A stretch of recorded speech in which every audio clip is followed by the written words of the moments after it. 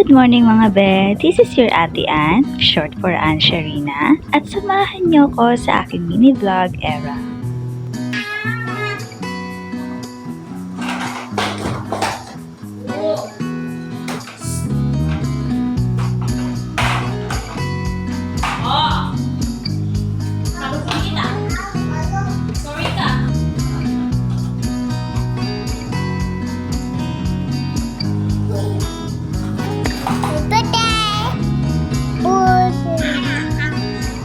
Good nga ang aking morning dahil hindi nga makalat sa aming sala at hindi rin nagtatawag ang maliit na onyok dahil may kalaro siya.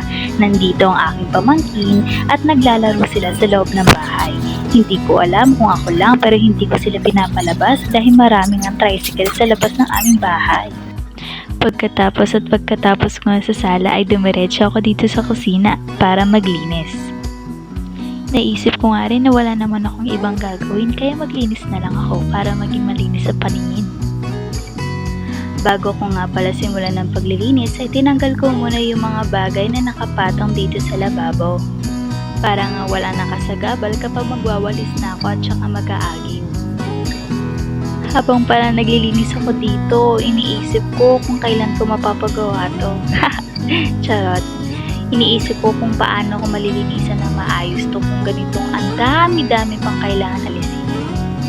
Sa daming ang kalat nito, hindi ko alam kung anong uunahin ko, kung sa itaas ba o sa ibaba. Eto nga pala mga basag na kalan, ilagay ko na sa labas ng aming bahay kasi hindi na siya magagamit. Tsaka isa rin siyang sagabal dito at napakakalat sa paningin. Makikita nyo nga dito na inaagyuan ko na tsaka winawalisan ko na maayos para agad na rin akong tapos.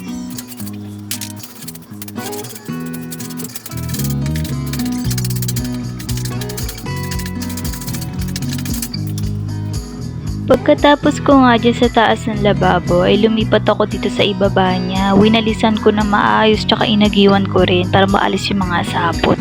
Inalis ko muna rin pala yung mga kahoy tapos binalik ko. Tinakpan ko yung may butas doon baka kasi pasukan ng daga, ahas. Tapos binalik ko lang din yung mga ibang bagay na hindi masyadong ginagamit. Pero naisip ko baka kasi hanapin din nila.